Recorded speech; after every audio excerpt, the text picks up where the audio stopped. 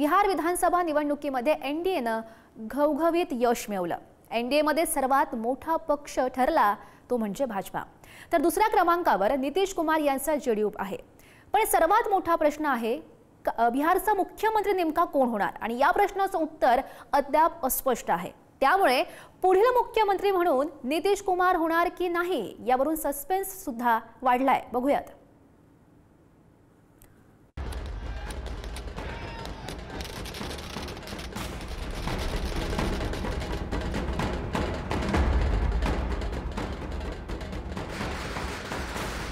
बिहारमध्ये एनडीएची अशी काही त्सुनामी आली की महागठबंधन अक्षरशः वाहून गेलंय।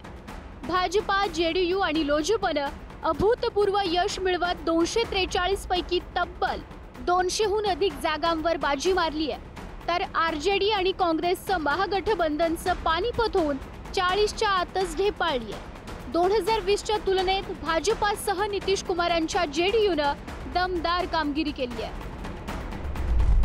2020च्या बिहार विधानसभा निवडणुकीत एनडीएला 125 जागांवर विजय मिळवता आला होता, पण यावेळी तब्बल 202 जागा मिळवता आल्या, म्हणजे एनडीएच्या 2025च्या निवडणुकीत 77 जागा वाढल्या आहेत। तर महागठबंधनने 2020च्या निवडणुकीत 110 जागांवर विजय मिळवलेला, मात्र आता केवळ 35 जागांवर विजय मिळवता आला, म्हणजे महागठबंधनच्या यावेळी 75 जागा घटल्या आहेत। 2020 मध्ये भाजपने 74 जागांवर विजय मिळवलेला, आता या निवडणुकीत भाजपला 90 जागा जिंकता आल्या, म्हणजे 2020च्या तुलनेत भाजपच्या 16 जागा वाढल्या आहेत। नितीश कुमार यांच्या जेडीयूनं 2020 मध्ये 43 जागांवर विजय मिळवलेला आणि यावेळी तब्बल 83 जागांवर विजय मिळवता आला, म्हणजे जेडीयूच्या 2020च्या तुलनेत 40 जागा वाढल्या आहेत। तेजस्वी यादव यांच्या आरजेडीला 2020 मध्ये 75 जागांवर विजय मिळवता आला होता, मात्र यावेळी आरजेडीच्या 25 जागा जिंकून आल्यात, म्हणजे यावेळी 2020च्या तुलनेत आरजेडीच्या 50 जागा घटल्या आहेत। 2020च्या निवडणुकीत काँग्रेसला 19 जागांवर विजय मिळवता आला होता आणि यावेळी केवळ 6 जागांवर विजय मिळवता आला, म्हणजे काँग्रेसच्या 2020च्या तुलनेत 13 जागा घटल्यात। तर चिराग पासवान यांच्या एलजेपीला 2020 मध्ये एकही जागा जिंकता आली नव्हती, मात्र यावेळी तब्बल 19 जागांवर एलजेपीला विजय मिळवता आला, म्हणजे यावेळी एलजेपीला 19 जागांचा फायदा झालाय।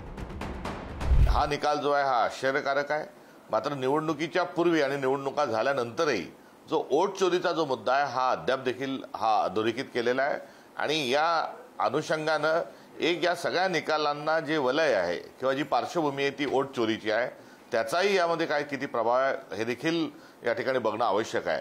निवडणूक आयोगाचं काम आहे फ्री अँड फेअर इलेक्शन करणं, मात्र ते ना फ्री इलेक्शन त्यांनी ठेवले ना फेअर स्वरूपामध्ये हे इलेक्शन झाले, ही या निकालाची असणारी एक पार्श्वभूमी आहे। राहुल गांधींनी तिथे वोट चोरीचा मुद्दा चालवला, त्याच्यावर त्यांनी यात्रा काढली, त्यांनी नदीत उड्या टाकून बघितल्या, डान्स करून बघितला, पण लोकांचा विश्वास हा मोदीजींवर आणि नितीश कुमारांवरच आहे।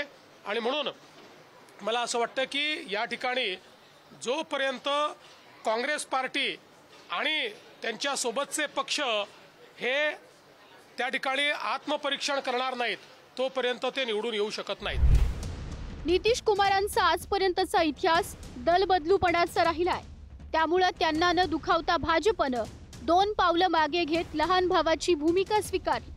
2020 मध्ये जेडीयूच्या तुलनेत भाजपाचे 31 आमदार अधिक असतानाही यंदा समसमान जागा वाटप केलं।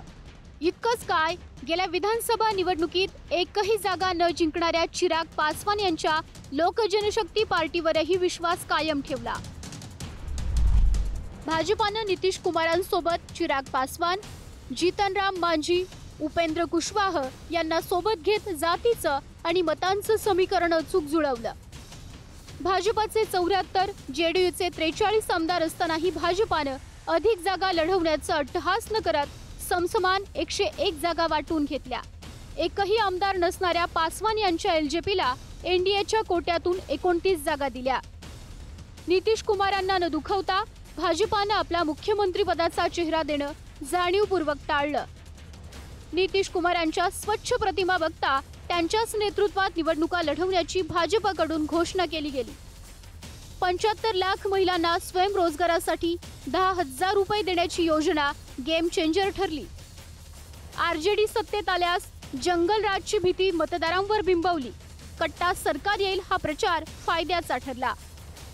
आरजेडीचं मुस्लिम यादव समीकरण तोडत एनडीएचा हिंदुत्वाचा अजेंडा यशस्वी ठरला.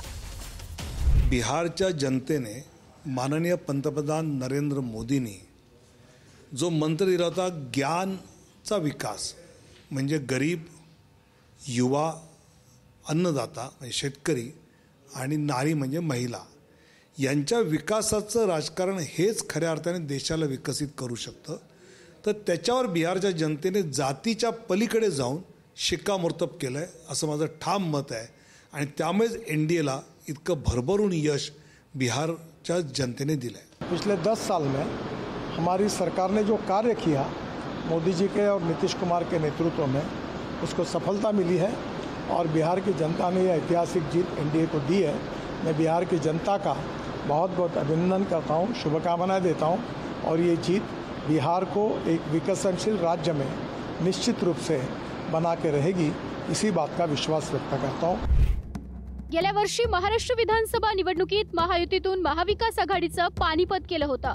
आता बिहारमध्ये एनडीएनं महागठबंधनचा पाला पाचोळा केलाय. हाच संदर्भ देत खासदार संजय राऊत यांनी निवडणूक आयोगासह भाजपावर निशाणा साधलाय. बिहारच्या विधानसभा निवडणूक निकालानं धक्का बसण्याची गरज नाही.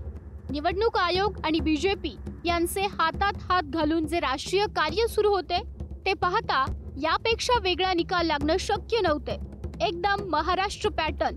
जी आघाडी सत्तेवर येणार याची खात्री होती त्यांना 50च्या आत संपवलं.